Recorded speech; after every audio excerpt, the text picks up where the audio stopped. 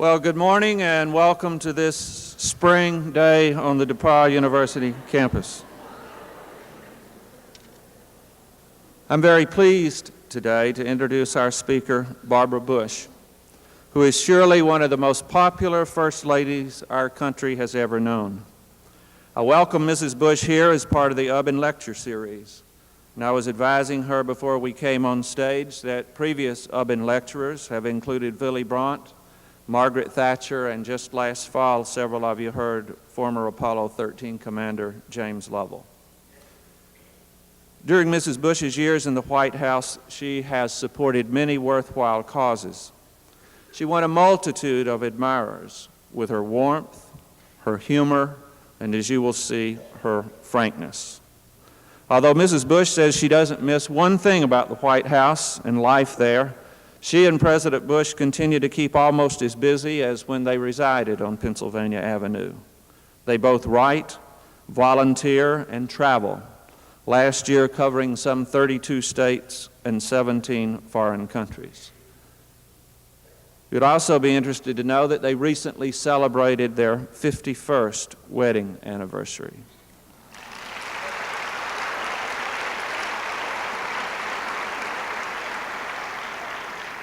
Mrs. Bush has devoted much of her volunteer effort to furthering literacy in this country. In 1990, she helped develop the Barbara Bush Foundation for Family Literacy. She has written 2 books, the profits from which have gone to the literacy cause. In recognition of her work and her support of education, 2 elementary schools have been named for her, one in Mesa, Arizona, and one in Houston, Texas, where she was yesterday morning. And said she about the naming of these schools, "It's flattering, you know, when someone decides to name something after you, until you realize that they only do that for people who are very, very old or dead." Just last October, Mrs. Bush won the Freedom Forum highest award, the Free Spirit Award. It was presented to her to recognize her work on behalf of literacy. Mrs. Bush's commitment to volunteer work is a particularly appropriate theme for us at DePauw, where we have such a strong tradition of our students volunteering for projects across the United States and abroad. The perspective Mrs. Bush brings is an important one for us.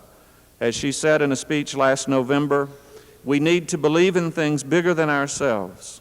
We need to believe in ideas and causes. Remember, what happens in your house is more important than what happens in the White House. Today, Mrs. Bush will speak on life after the White House. Let us welcome our Ubben lecturer, Mrs. Barbara Bush.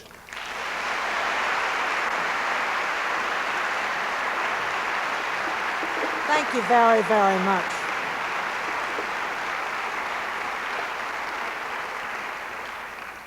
Well, I want to thank you very, very much, Dr. Bottoms, and all of you for that very warm welcome.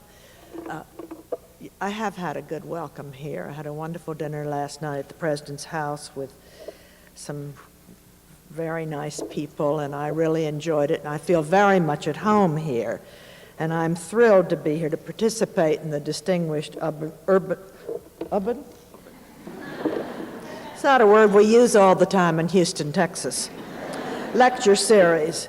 I will have to confess, when I saw the list of some of your former speakers, Colin Powell, Margaret Thatcher, Jim Lovell, and Barbara Bush, I thought about it a long time, and then I decided, well, we do have one thing in common. We know each other, and most of us are unemployed.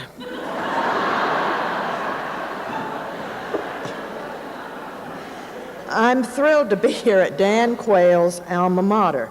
He truly is a hero of mine, and I want to go on the record telling you loud and clear that George Bush and I truly love Dan and Marilyn and consider them good friends. He was an outstanding vice president, and he gave George very wise counsel. And you know, Dan showed tremendous courage taking what he did from the press. And if nothing else, it proved to us the depth of his character. I suspect that there are some professors here at DePauw who can take at least partial credit for this, since our college experience plays a big role in the person each of us eventually becomes. And you taught him well, and you can be very proud of Dan and what he's accomplished. Anyway, the first thing I'd like to do today is update you a little on what the Bush family's been up to lately. The big news in our family was the arrival of our 14th grandchild in January, a little girl named Georgia Grace Gigi. She was born to our daughter, Doro, and her husband, Bobby. Now, Doro would probably kill me for telling you the story, but since she's not here, Doro and Bobby live in a Washington, D.C. suburb, and it started snowing. You all know about that. And the blizzard of 1996 was prophesied. Bobby, not wanting to deliver the baby, moved his little family to a hotel a few blocks away from the hospital. About 6 days after this family of 5 was living in a very expensive hotel room with a 2-year-old refusing to eat anything but chocolate cake, Doro was ready to have the labor induced. Her doctor agreed, especially since the baby was overdue and more snow was on the way. But Bobby, the father, wasn't sure. He wanted to have a natural, let nature take its course. Then they got their first hotel bill, including the chocolate cake, and the baby was induced immediately. And Gigi is the healthiest, most beautiful of babies. The baby's grandfather's doing very well, too. When asked about life with George, I'm always reminded of the girl who was getting married, and she said to her minister, I'm so nervous, I don't think I'll get down the aisle. And he said, look, all brides feel that way, just don't worry about it. He said, I tell them 3 things. I say, first, look down at your feet and look at the aisle, and then let your eyes go right up the aisle to the altar, and you'll get inspiration there. And then let your eyes go slightly to the right, and you will see your beloved, and that will make it all right. Well, people who were in the congregation were very surprised to hear the bride saying, I'll alter him, I'll alter him.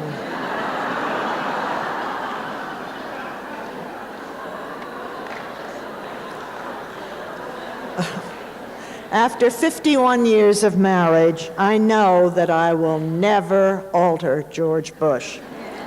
He will always surf on the TV set. And when we travel, we always fly at night so we won't miss a day of work.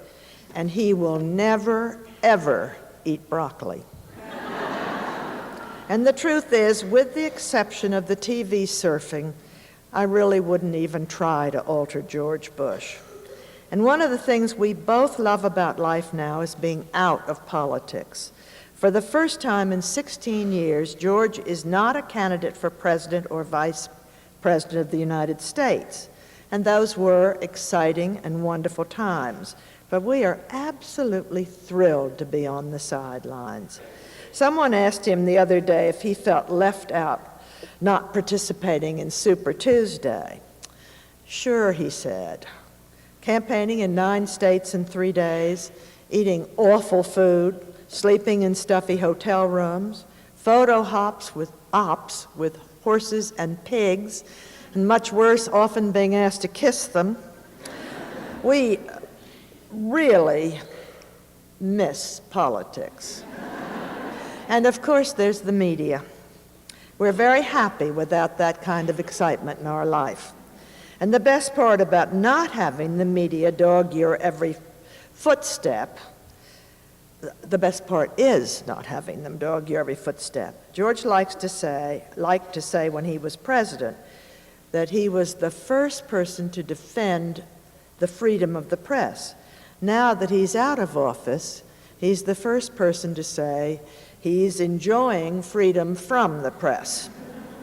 And as for me, you all probably think I haven't done anything stupid or dumb lately. Well, I have, but you don't care anymore, and I'm thrilled.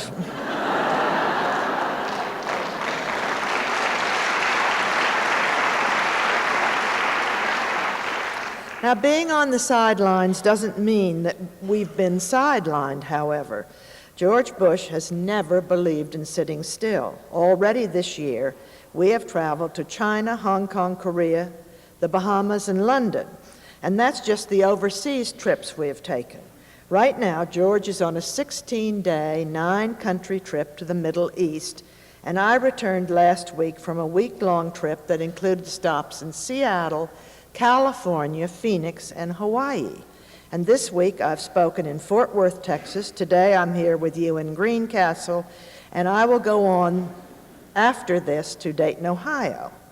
And by now you're probably thinking, we live the most exciting life you've ever heard of, or we're crazy as loons. We're probably a little of both. But one thing you can say about life with George Bush: he may not be able to keep a job, but he's certainly not boring. Now, you can tell from the schedule we're keeping that we both are very lucky to be in excellent health.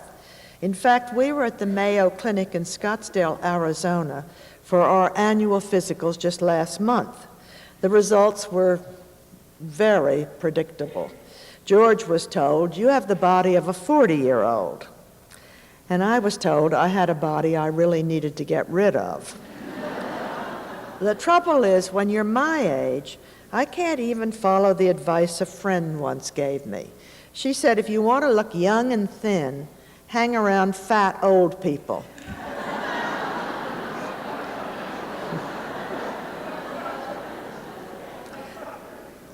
Now, I'm not going to let my less than perfect body get me down. In fact, I have some very exciting news. Since George and I live in 2 places, we live 7 months out of the year in Houston, Texas, and 5 months of the year in Kennebunkport, Maine, we decided that this winter it'd be easier if we had a car in each place rather than driving it back and forth. So you are looking at the proud owner of a new convertible. I'm going to tell you the truth, Millie really wanted the convertible. She wanted to be able to hang her whole body out of the car. She and I are very excited about driving around Maine this summer in our electric blue convertible with the top down and the wind blowing in our hair. For those of you who are out there secretly thinking, she must be going through a midlife crisis, I want to thank you for thinking I'm middle-aged. My friends ask me just what I'm going to do when the top is down and people recognize me. Well, I guess I'll just wave, smile, and speed on. But actually, for the most part, people have been marvelous about letting me do grocery shopping and letting us eat in restaurants, really without too much fuss. Just the other day, I was eating with a very good friend at a cafeteria in Houston called Luby's, and a woman came right up to me and she put her face in mine and she said, "Do you know me? Haven't you taught my children? Are you a sales clerk? Haven't you waited on me?" And I kept shaking my head and sort of no, and before I could say a word, she went off mumbling to herself, I know who she is." And I confess to once in a while telling a little white lie. Well, if I'm in a hurry and George isn't with me, and people come up to me and say, "Aren't you Barbara Bush?" I say, "Oh no, she's much older than I am." Which of course reminds me of something that has nothing to do with anything. But last summer, George and I were cutting a ribbon on a senior citizen home center in Kennebunkport, Maine. And the program went on forever. And finally, to sort of ease it a little, I leaned over to George and said, "Do you realize you've been eligible for 15 years?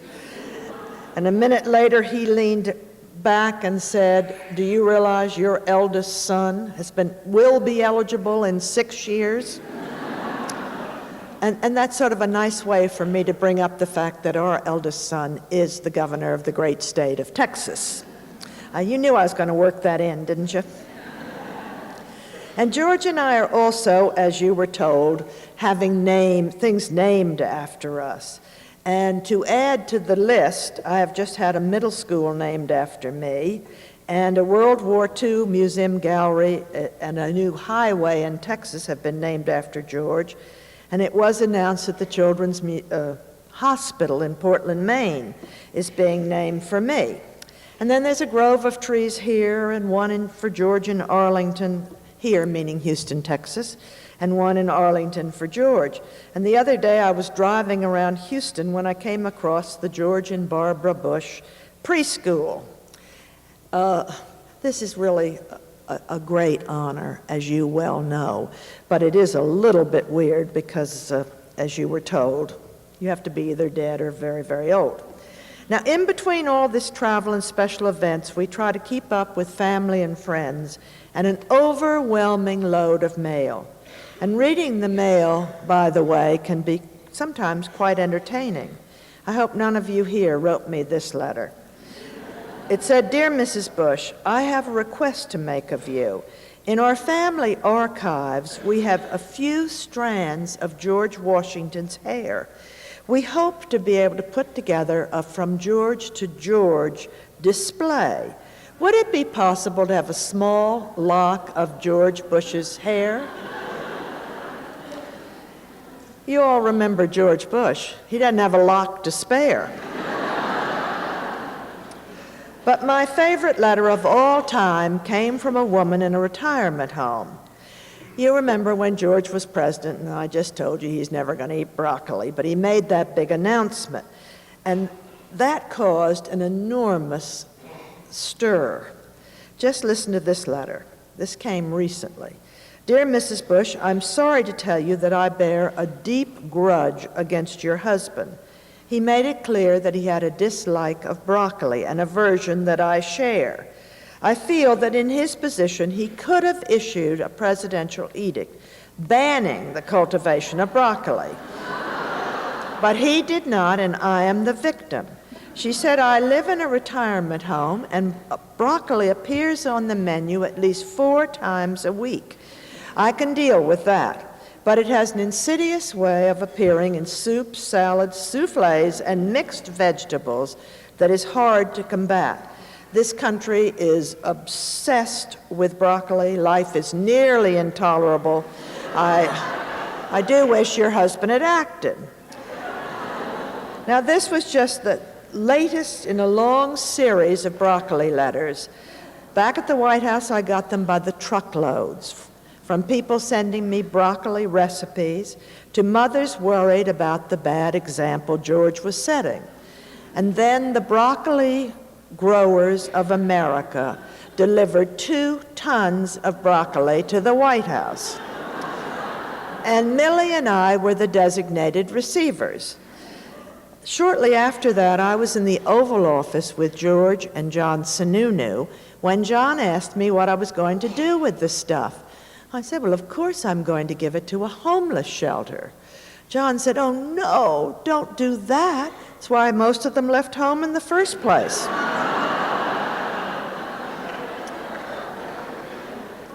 Like many of you, we also get swamped with requests to get involved with various causes, but we are trying to stay focused on those projects that mean a great deal to us. George at the MD Anderson Hospital, Houston's outstanding cancer research hospital, and I serve on the Mayo Clinic Foundation board. Now, he also chairs the Eisenhower Exchange Fellowship, which is an international leadership program, and he is working on his presidential library, which will open in 1997 in College Station, Texas. George is the honorary chairman of the Points of Light Foundation, and I serve as ambassador at large for the wonderful relief organization, AmeriCares. But my number one cause now and forever is literacy. I strongly believe, and so do the experts, that if more people could read, write, and comprehend, we would be much closer to solving so many of the other problems that our country faces today. The Barbara Bush Foundation for Family Literacy is still going strong. We have awarded 79 grants totaling $2.6 million. I really do hate quoting statistics. I agree with Mrs. Robert Taft, who said that the only statistic that she could ever remember was that if all the people who fell asleep in church were laid end to end, they'd be a lot more comfortable.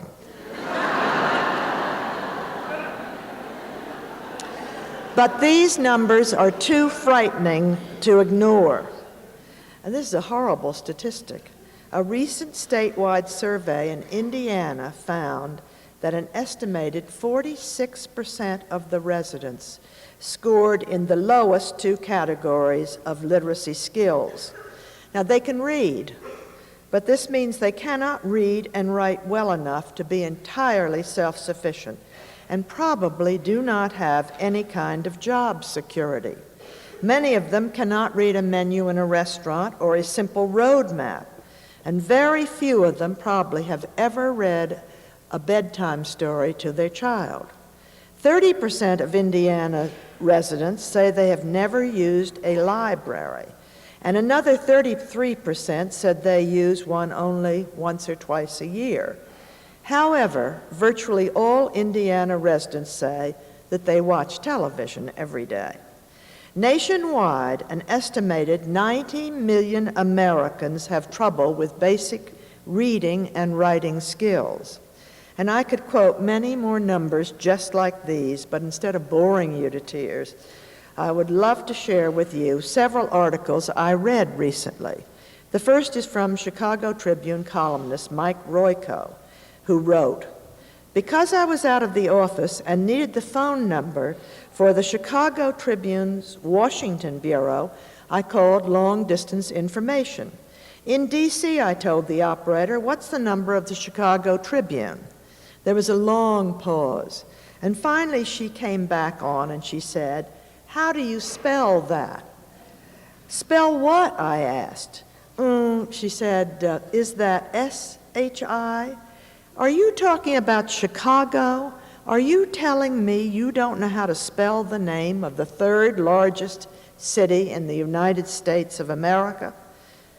And then he went on to write, "A minor incident? No, it's a significant incident. It shows how illiteracy is oozing into all sorts of cracks in our society," he concluded. Now, another article published in the Houston Chronicle was written by a high school teacher. Although he teaches history, he gave his students a vocabulary test at the beginning of the semester to see if they were capable of reading the textbook. His conclusion was simple: my students cannot read. And here are some examples. Only 32% of the students knew what the word flatter meant. Only 34% knew that P-A-I-L was another word for bucket, and only 14% knew what obsolete meant. You know, I was really shocked by this article. These students didn't even know what a turnip was. But I was even more depressed a few days later when I read in USA Today. And I want you to notice the subtle way I'm working in how many newspapers we read. That in a nationwide poll, teachers were asked what skills students will need most to compete in the 21st century workplace. And they listed in order of importance problem solving, information technology, advanced math and science, and mastery of a second language. The last point in particular really pulls at my heartstrings. 90 million Americans cannot read and write English, yet we're saying today's students should be learning a second language if they are to compete. Now that I've sounded a little like the Grim Reaper, let me tell you the good news. Indiana, along with most states, is working hard on solving their literacy problem. And I have to give credit to your First Lady, Susan Bai, who has made literacy one of her top priorities. Now, lest you get the wrong impression, Literacy problems are not defined by location, income, or level of education. In today's world of TV, videos, and Nintendo, our children seem less inclined to pick up a good book, even a comic book. Did you know that the average kindergarten student has seen more than 5,000 hours of television? That's more time than it takes to get a college degree. And by the time the average American is 65 years old, 9 years of their life will have been spent watching television. I agree with Groucho Marx, who once said, "I find television very educational. Whenever someone turns on the television in my house, I go into another room and read a book." Now, surprisingly, I'm also a little wary of the effects of computers on our children. Certainly, they are wonderful learning tools, but hours spent in front of a computer still cannot compare to time spent reading. If you don't believe me, listen to what Bill Gates, the multi-billionaire head of Microsoft, said recently about reading. He said, "It's pretty unlikely that people will become knowledgeable without being excellent readers. I try to make sure I get an hour or more of reading each weeknight and a few hours each weekend. I read at least one newspaper every day and several magazines each week. I make it a point to read at least one new news weekly from cover to cover because it broadens my interest." And he went on to say that he literally reads those things that he's not at all interested in because he says, "I might learn something." Now, Bill's quote should be taped to every computer in the country, along with a suggested reading list of good books. I don't care how much fun or educational a good computer program can be, there's no way it can replace Charles Dickens or other great writers. So you see, the very first important role you can play in the cause of literacy is right in your own home. There's nothing more important you can do for your child or grandchild than to read to them. Helps them develop an imagination, improves their vocabulary, and instills in them an early love of reading.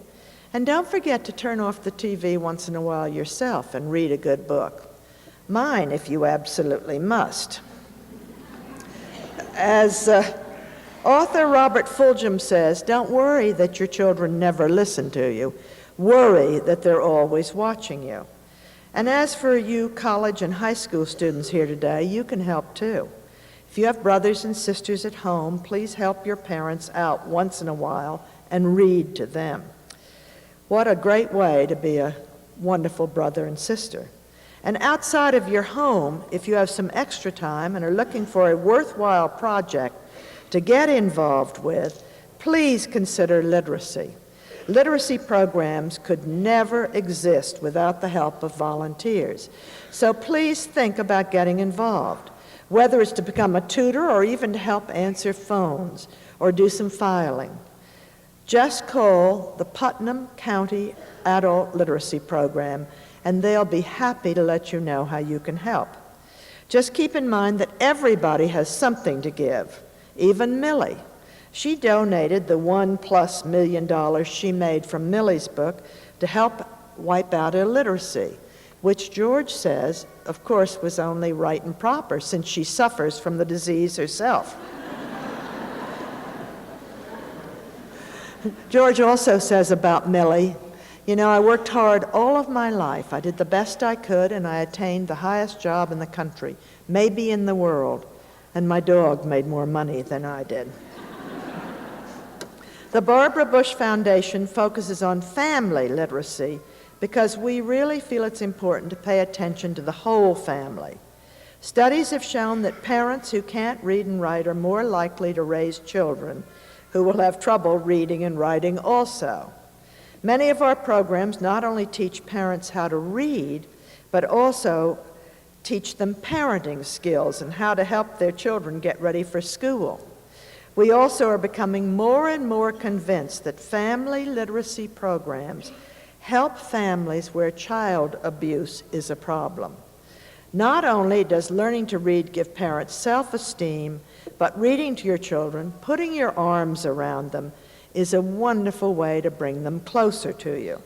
I'd like to share with you part of a speech recently given by an adult literacy student in Long Island, New York, who said in part, "Before I started my literacy program, I was always depressed and angry at the world, including my children. I was sad. I had no energy. I didn't want to wake up in the morning. There were so many negative things in my life." She said, "I had no feelings. I didn't care about people's feelings either. I had no respect for their feelings. And after the first couple of weeks went by in school, I was already getting rid of my anger and frustrations. I was coming home and treating the people around me different. I started speaking to my children instead of screaming. I took time out to think. And then I started waking up in the morning happy and with energy. I think before I act, and I know it's okay to make mistakes. I communicate now better than ever. I'm happy, and my children are happy with me because I'm giving them more tender love and care." She went on to say that now, for the first time, she heard her children say, "Mommy, I love you." Her speech touched all of us very much and convinced us more than ever that literacy and family truly are closely connected. So focusing our energies on family literacy actually allows us to combine two very important goals: making America more literate and strengthening the family, which is another topic that I'd like to discuss for a few minutes with you today. The family's going through a really rough time in America. There's a lot of finger-pointing going on. Whose fault is it that the family appears to be breaking down? We hear it's the government's fault because of certain laws that have been passed or not passed. Or it's because of what we watch on television or the music we listen to. Many times the finger is pointed at our schools. We expect teachers to be church, parents, psychiatrists, and oh yes, to teach our children too. It might shock you to learn that teachers have our children only 9% of the time. 91% of a child's time from first grade to 18 years of age is spent out in the community, on the playgrounds, in the streets, and at home. The fact is, Dan Quayle was right. The responsibility for strong families begins at home with you and me and with parents and grandparents. I'd like to share with you an essay written by an 8-year-old explaining what grandparents are and why they are so needed. A grandmother is a lady who has no children of her own, so she likes other people's little girls. A grandfather is a grandmother, that makes sense. And he goes for walks with boys and they talk about fighting and like traitors and stuff like that. Grandmothers don't have to be anything except be there. They're old, so they shouldn't play hard or run. It's enough, she said, if they drive us to the market where the pretend horse is and have lots of dimes ready. Or if they take us for walks, they should slow down past pretty things like leaves or caterpillars. And they should never say, "Hurry up." Now, I want to just tell you in here that this was not written by one of my grandchildren. And this miserable little kid went on to say, "Usually they are fat."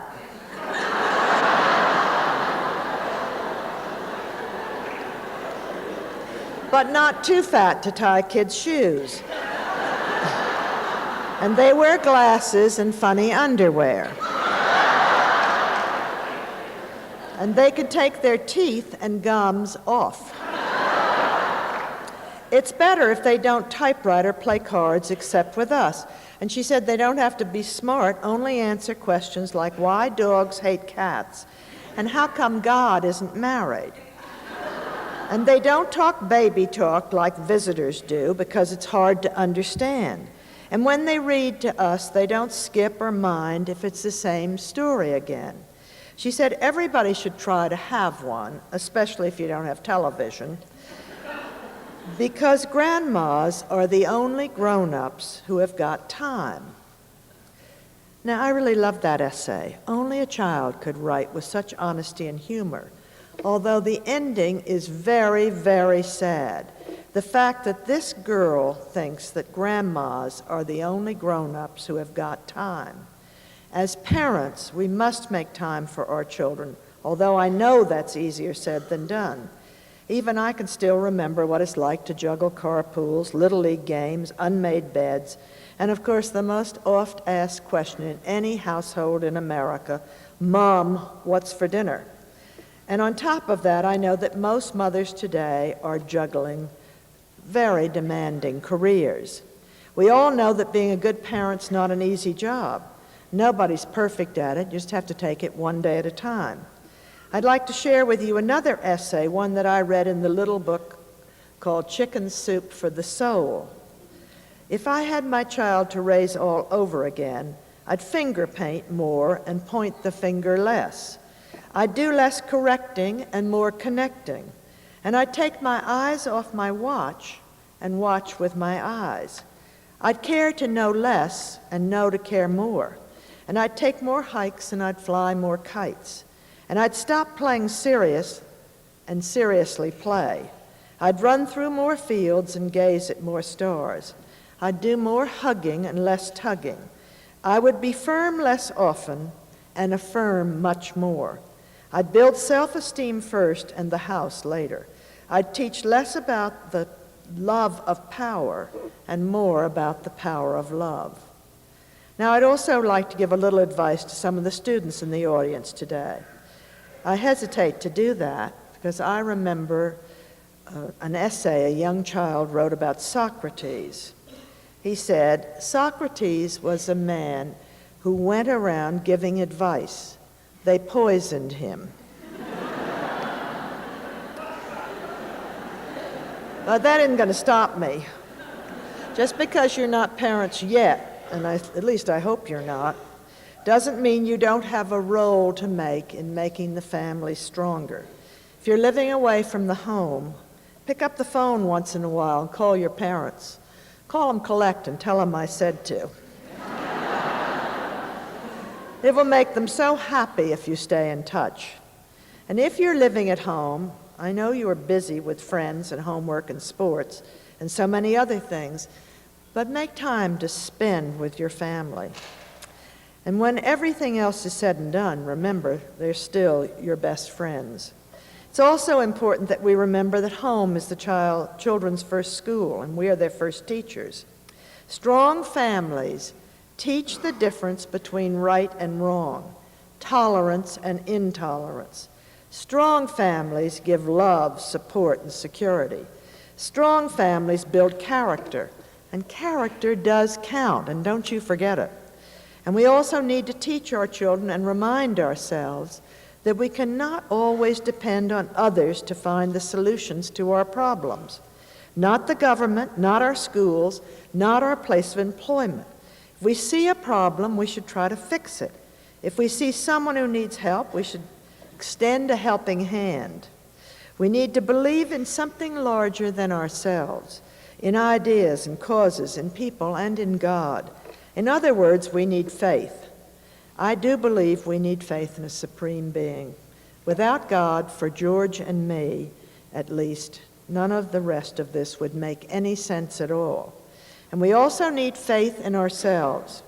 Have you heard the story about the little boy who was handicapped but dreamed of playing baseball one day? And his mother told him that he would be unable to play because even though he could hit the ball, he couldn't run fast enough around the bases. And the little boy thought for a minute, and then he said, I won't need to run that fast. When I play baseball, I'll just hit them out of the park, and then I can walk around the bases. We could all learn something from that child. Pessimism is a terrible thing. It steals our hopes and our dreams. It steals our faith. Sometimes it seems people give up too easily these days, on themselves and on our society in general. In this day and age of microwave ovens, computers, cellular telephones, and cable television, we all seem to expect too much, too fast, with too little effort. Just consider this. After Fred Astaire's first screen test, the memo from the testing director of MGM said, "Can't act, slightly bald, can dance a little." Walt Disney was fired by a newspaper editor for lack of ideas. 21 publishers rejected unknown author Richard Hooker's humorous novel about the Korean War, which he called MASH. All of these people had one thing in common: faith in themselves.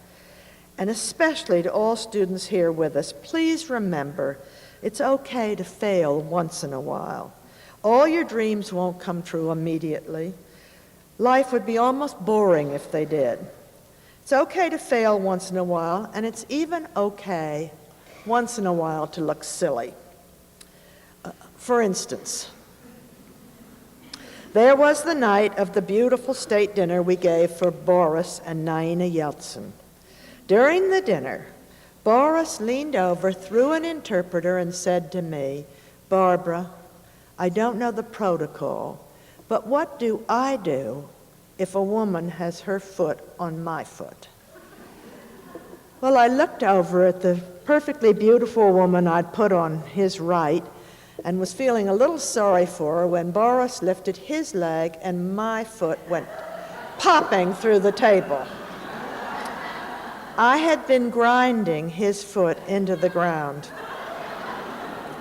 Now, President Yeltsin then told me that in Russia, that meant that the girl loved the man. And I quickly said, "Boris, that is not true in America." Now, the next night at the return Russian embassy dinner, he autographed my menu and he said, "Dear Barbara, remember, it was you who stepped on my foot, and you knew what it meant. I feel the same way, Boris." And of course, there was that famous trip to Japan when George became literally ill on the Prime Minister during a state dinner. Now, it wasn't funny at the time. But shortly after we got home, I received a letter from a little girl who wrote, "Tell Mr. President not to be embarrassed that he threw up on national television. I once threw up on my dog."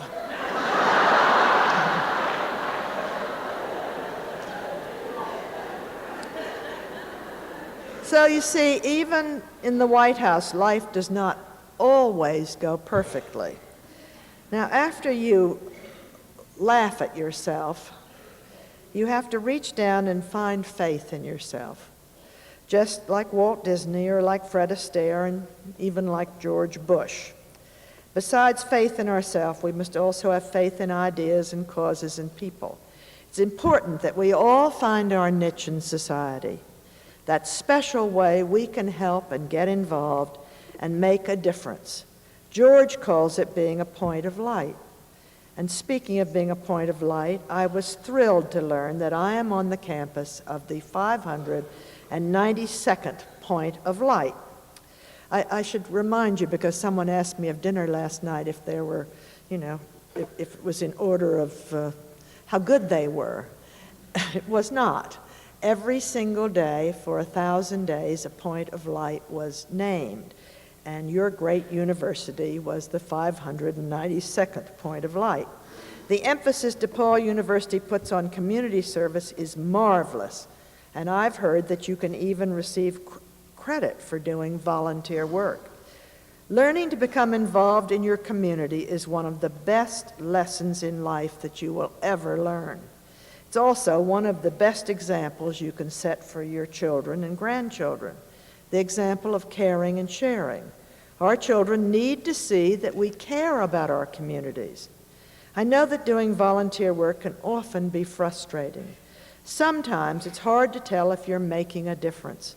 Often the scope of the problem seems to overwhelm even the possibility of a solution. Sometimes I get discouraged about 90 million functionally illiterate Americans.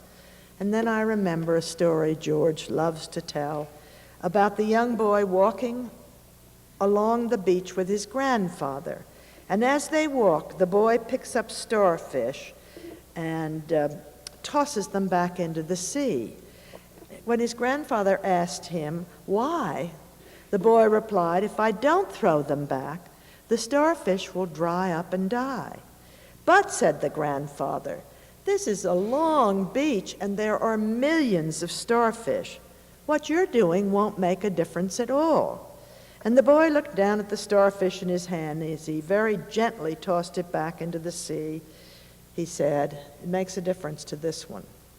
And that's what you're doing through your community work. You're making a difference to each life you touch. I want to thank you very much for letting me share your day with you. You're great sports to be out here in this weather, and you are a wonderful, wonderful audience. Thank you very much.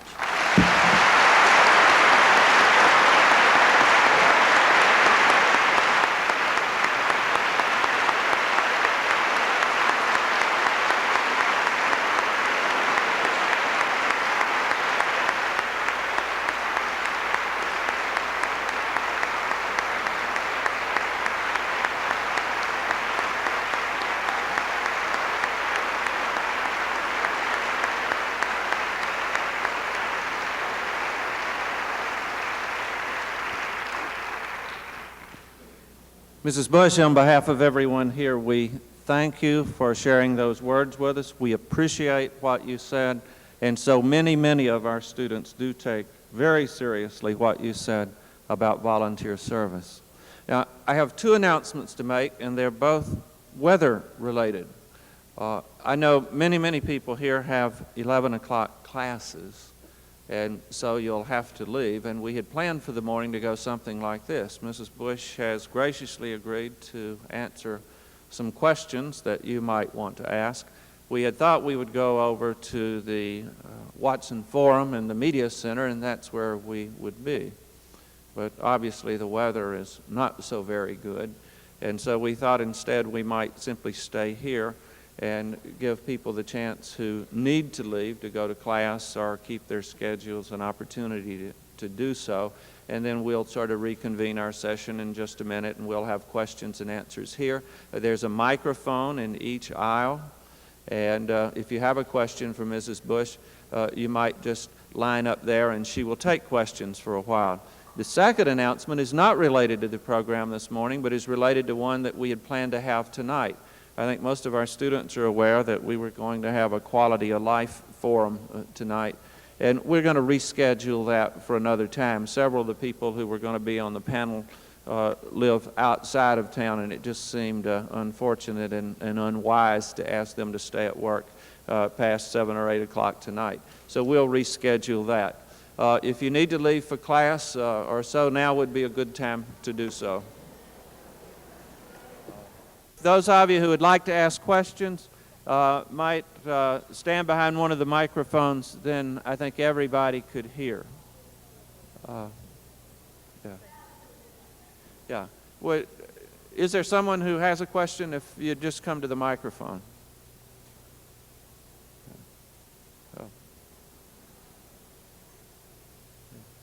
We'll wait. Here we are. Yes. Your mic isn't on, I don't think.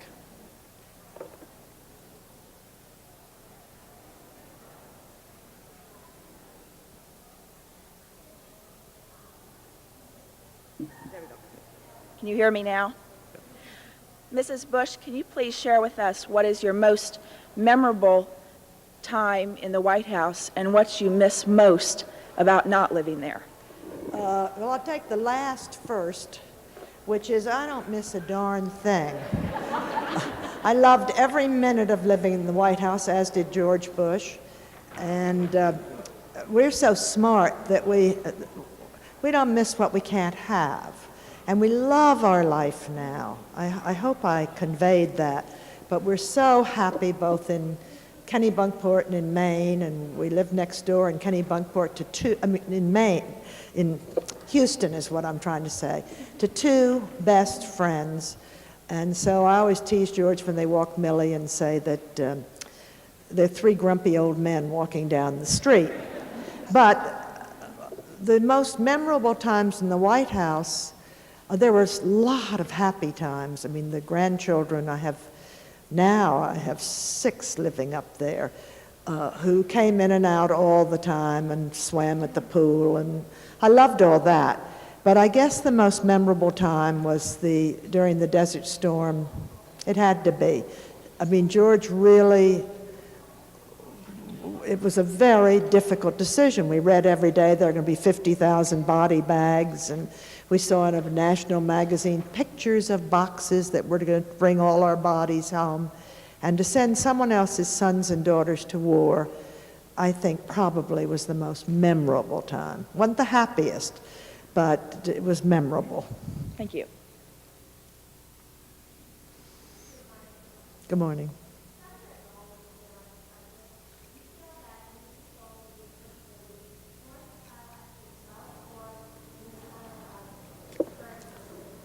Well, the great thing is that I don't know any two first ladies who are alike, and I think Mrs. Dole will be a great first lady. She is a lady, and she's a wonderful person.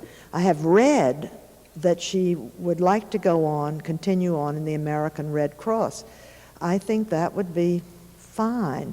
I'm not sure she might find that that's an awful lot, because there's a lot that you do as first lady, and there's a lot of hand-holding you do, too. But we were very busy at the White House, and it's an opportunity. Mrs. Johnson said it's a bully pulpit, and it's an opportunity. You give a boost to some great organization almost every day, whether it's arthritis or you have an opportunity to do something for other people in a way you'll never get again. And I suspect, although she may want to work for the Red Cross, she may change her mind. I don't know. But whatever she does, she'll do it very, very well. And it won't be a conflict of interest. Yes, what has been your most fulfilling volunteer experience and why? In my own volunteer experience? Well, I volunteered for years in hospitals, and I worked for 16 years at the Washington Home. It was called the Washington Home, but their legitimate name was the Washington Home for the Incurables. And I worked in hospitals, and we've lived in 17 cities, so we've moved, we've had 30 different houses, because some of them we lived in back and forth. But I always worked in hospitals, and I volunteered in my children's schools, and I served on local boards. We still work very hard for our community. I'm doing a big hunger gala on Saturday night. George and I are the honorary chair people. He isn't there. And I'm doing work for hospice. I'm very big on the Ronald McDonald houses. But now, I'm not doing hands-on like I was before. Now I have the glorious opportunity to walk in, take credit, and leave, and have done nothing.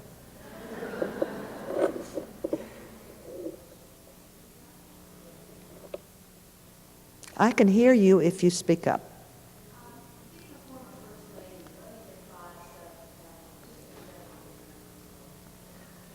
Well, George and I took the vow, and we didn't need to take it really because it's innately in us, that you just only say nice things about people. And he has never criticized the president. He says that there are plenty of people out there to do it, the loyal opposition, and we don't have to do that. But she's always been very kind, almost always been very kind to me.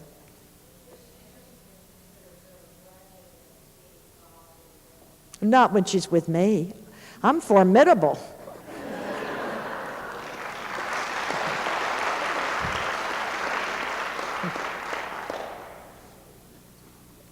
Good morning. My question is similar to the one that was just asked. how do you think the role of the First Lady has evolved over the years? It seems as though in the past, previous First Ladies have always had a cause or an issue that they focused a lot of attention on. Nancy Reagan's was just say no to drugs. Yours was illiteracy. And I don't know if Hillary Clinton really has one, but... Betty Ford had... Right. She's done wonderful things. Well, let me just tell you, first of all, I'm not saying Mrs. Clinton, I mean, I hope you're not saying that she's without a cause, because she has causes. But I'm sort of amused. How old are you? What, how old? 19. Okay, I'm 70. I remember Mrs. Roosevelt. She makes Hillary Clinton look like a stay-at-home. Honest. She wrote articles called My Day that she was paid for. I mean, she was very controversial. So it hasn't really evolved that much. As people do what they want to do. Bess Truman, she just didn't do anything as far as I can see. In fact, she according to the book Truman, she spent a great deal of her time with her husband, away from her husband, living in Kansas, or wherever it was they were from. I mean, everybody did their own thing. My feeling about the first spouse, because we're going to see a man soon, is that they should do their own thing if it's not in conflict with the fact their husband is president. The same thing would hold true of a college president. I mean, you don't want the college president's wife making policy. Maybe she could teach a course, but she can't make policy. I mean, you should be highly criticized, wouldn't she? But I don't think there's no rules for it. You're not paid for it, but you are paid for it in a way in that you live in the world's most beautiful house. You have an opportunity to do things for other people. Do you know, I think the vice president's wife has a pretty good job too, because she meets every head of state, and she meets all the sort of interesting, exciting people in the world, and her husband doesn't have quite the weight of the world on his shoulders, so it's a little easier. But, I mean, it's a wonderful position to be in. It is not a job.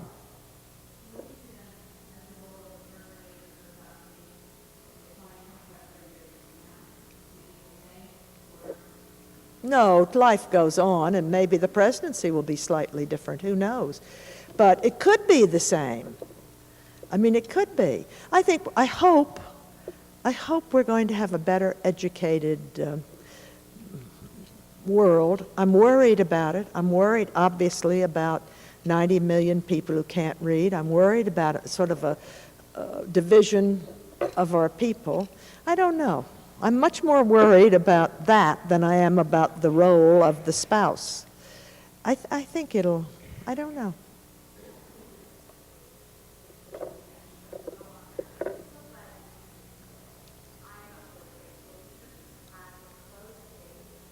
Good.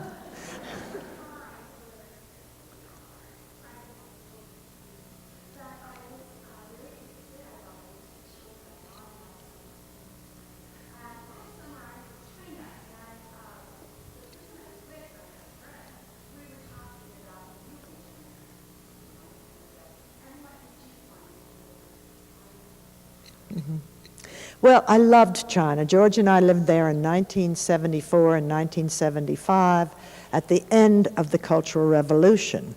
And it was really prettier then. But we've been back about 14 times, I think. We were back the first of this year, and we were back in September. And what did I find? We were the first then, you know, so that there weren't many Americans around, and it was like being in a black and white movie compared to a Technicolor movie. And today, it's got all the problems that the Western world has, and it's still a communist country. And I loved it. I loved the people. And George is known, I believe, as a friend of the Chinese, both in Taiwan and mainland China. What? Well, we're friends with both. And incidentally, you know, once this election is over, things will ease up, I hope, a little.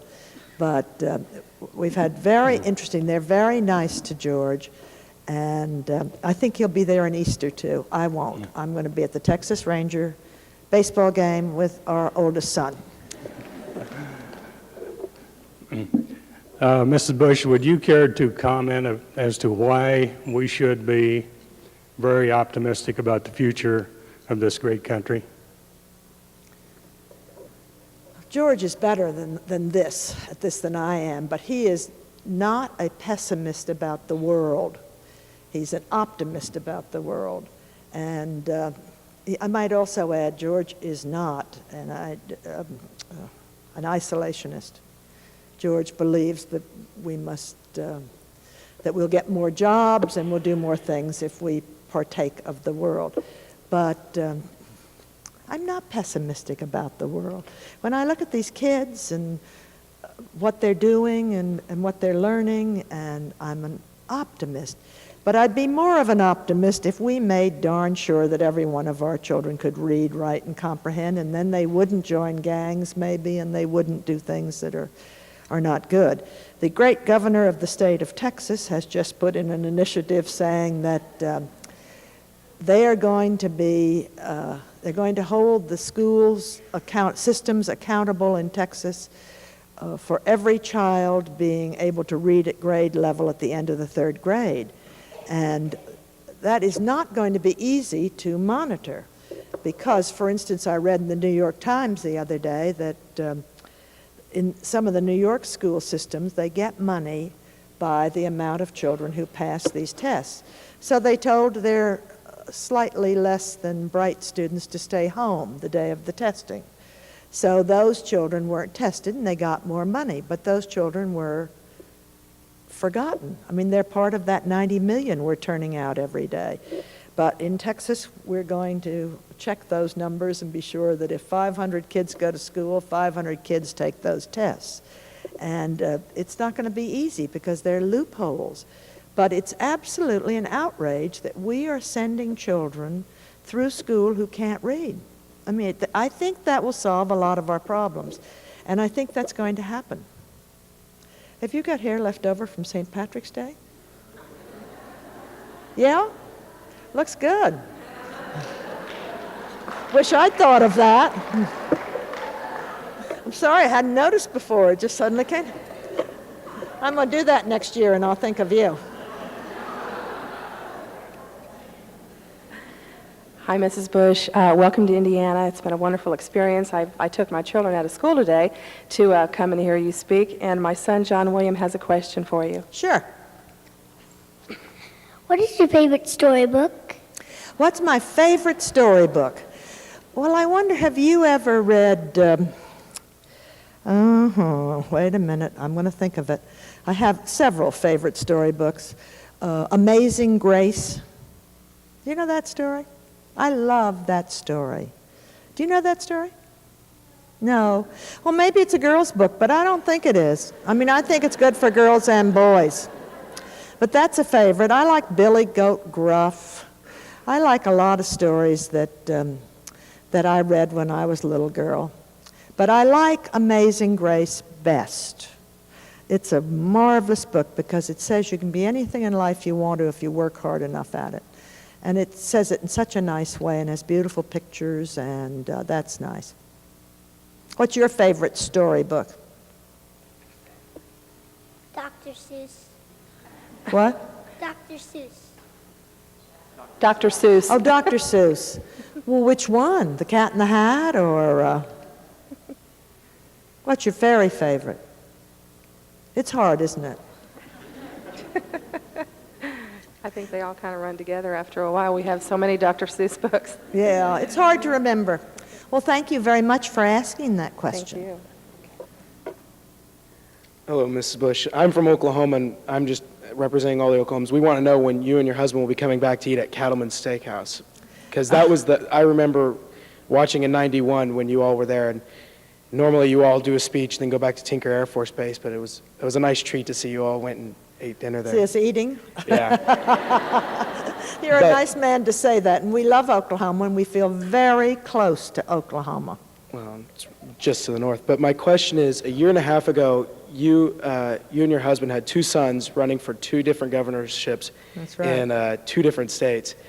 One won and one lost on the same night. I was just curious on how that felt, being a mother, seeing one son win the governorship of Florida or Texas and the other one losing in Florida.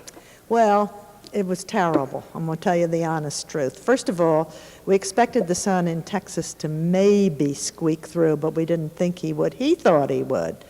And was he right? He won by 57% of the vote.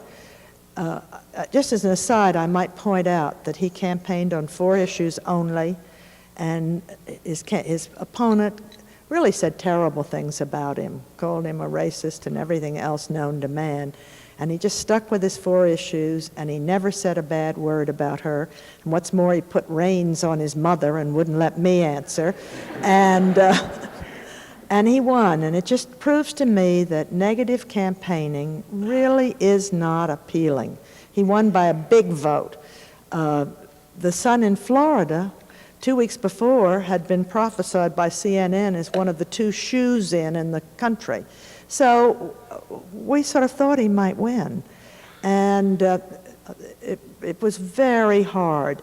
And about 2 weeks after, a week or 2 after the election, we all met in College Station to have groundbreaking for George's library.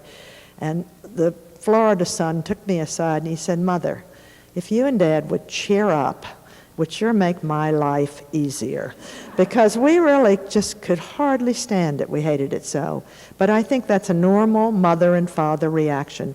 You don't want your children hurt. And he's written a book, and he's back at business, and he ran the presidential 3 or whatever they called that big straw poll in Florida. And why, I just heard his name in The Birdcage, the movie, 3 times. I mean, he's a national figure. But he's great, and I'm assured in my mind that if all things work out, he'll run again, probably. He's a great man. He's also 8 years younger than his older brother, so he's got plenty of time. Thank you. Thank you. Thank you for asking. Hello.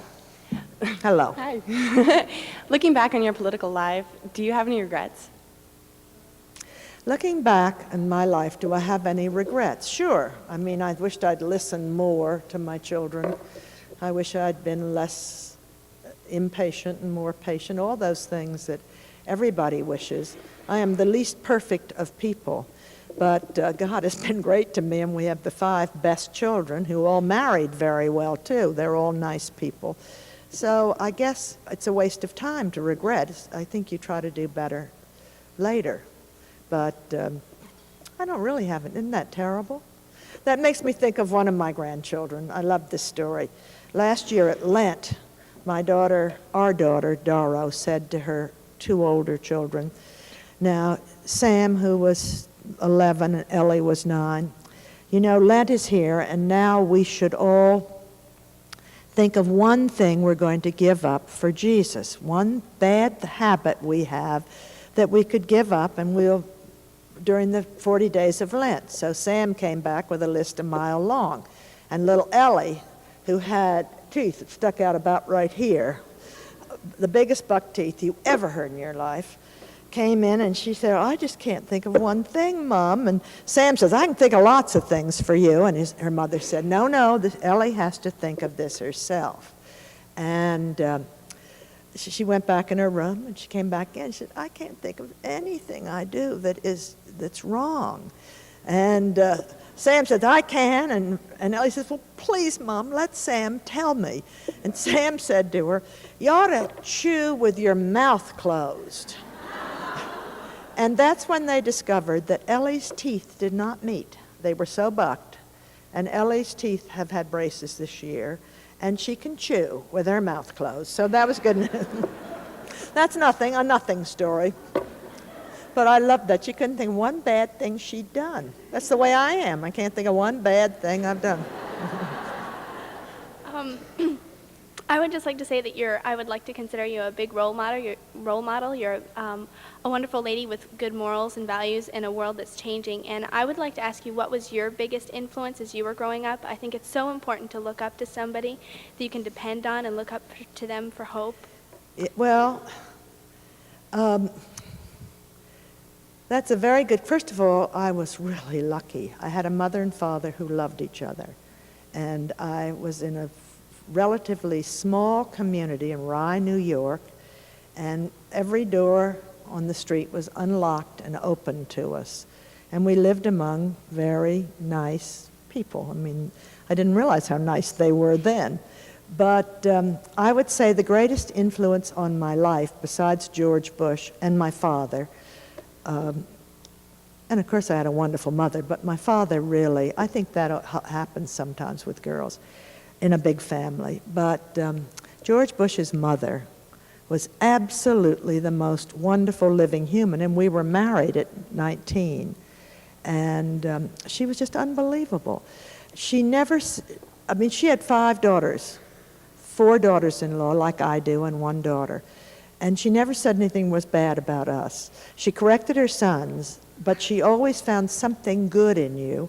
And she acted like she loved us. And I know now that you don't love somebody the first time you meet them, and you certainly don't think anyone's good enough for your boys, ever. And she pretended she did. And the funniest thing happened. If someone likes you, of course you like them. And we all became better because of George Bush's mother. And I've tried very hard, and I adore my daughters-in-law. I would have picked one of my in-laws out of the that we got, and I love them all. So you've just got to sometimes find good in people, and it works if you act like you like someone, because anyone who likes you is very smart, of course. I was just wondering, I know you've said that you are very happy now that you're not in the White House anymore, and I was just wondering if you were that happy when George Bush lost his re-election to the White House. I was miserable. I mean, miserable. I remember the most moving thing. George was such a good sport. He'd really had a sort of a tough year. No, I mean, it was a very bad year. The press were very difficult. And it was terrible to lose the election. And in a way, and I say this now, I hated to think of those people being in the White House. I hate to tell you, it hurt me. But coming home from Texas after we'd been beaten, we were driving, we landed at the Pentagon because the White House had all the staff there waiting to greet us, which in itself was a very difficult thing to do. And we went by the Pentagon, and there were some men jogging, and they all came to attention and saluted George. And his whole face broke. And I must say, I really want to die, but that's the only time that I saw him do that. We were moving on. I mean, that's just what you do in life. And it's been wonderful. You know, this is a Barbara Bush theory. If George had won, it took me about 4 weeks, and someone else told me this, maybe 4 months. If he had won, we would not have won the Congress. We needed to shake up Washington. We needed to get rid of the committees that had been there forever. Either party should not be in power. One party should not be in power for 50 years. So we wouldn't have won the Congress. We certainly wouldn't have won all those governor's seats. And George feels very strongly that the action is on the governor's level now, that it should be. And, you know, the government should not be running our whole life. The governor and the mayor and the local school superintendent, those people should be more important than the United States government. So that wouldn't have happened, and we wouldn't win in 1996. And I think we're going to win in 1996. We're certainly going to work for it, and I think it was good for the country to shake it up. So it was okay. But did it hurt? It just was awful. But it was over quickly. Thank you very much. Thank you. Hi. I wanted to ask you about your relationship with the Reagans and how you liked it when they were in the White House, and if you're still in contact with them commonly now. Well, my relationship with the Reagans, ours, is great. George Bush adored Ronald Reagan, honestly. He said he learned so much from him because he was like a man with blinders on when you'd go to meetings. He would set an agenda and he'd stick to it. And people would get sort of off on things, and then Ronald Reagan would bring them back. He was innately the most gentle man I've almost ever known. And even now with Alzheimer's, he's innately a gentle, good man.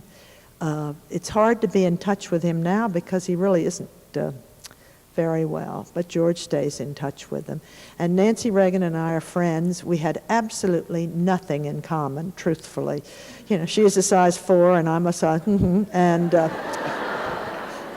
I played golf and tennis and she didn't. And, you know, George and I always had our children as our biggest priority. She had Ronald Reagan as hers, and that's great.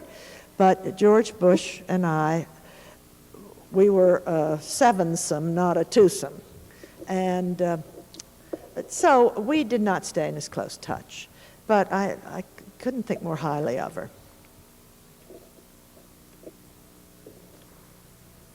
Last year I visited the White House, and what was your most memorable experience when you were living there? When I was where? Living in the White House. Well, my most memorable experience, I think I said it was Desert Storm, but I'll tell you another one that was unbelievable. And you have to sort of put yourself back into history. Before the Soviet Union fell apart and before the Eastern European countries started to fall apart, the Lech Walesa had just gotten sort of freedom in Poland.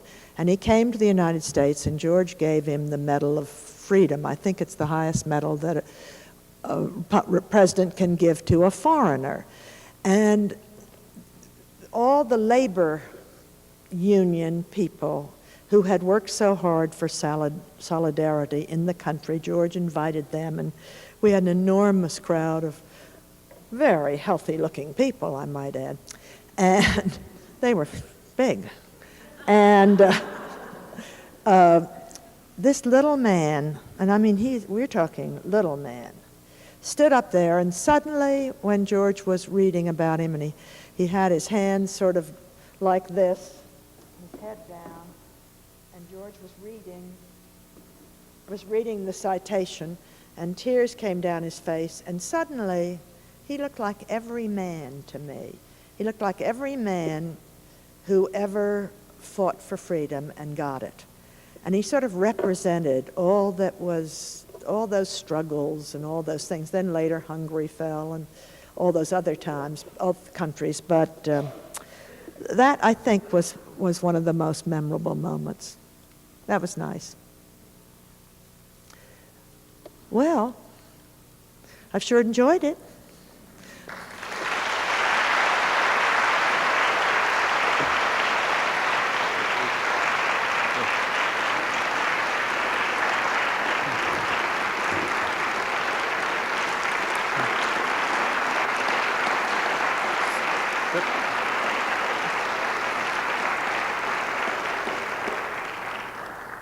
I think all of us can agree that we've certainly been in the presence of a very fine woman and a very gracious woman, and we are so pleased with what you had to say and your willingness to stay and answer questions.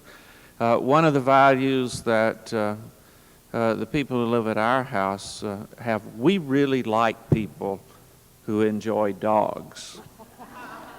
And when you and George Bush are out chasing Millie on those rocks in Kennebunkport, perhaps you might wear these DePauw sweatshirts.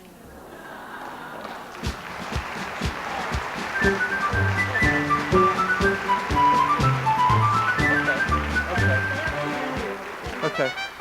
Just quickly, a show of hands. How many of you have a book you would like Mrs. Bush to send? That's School.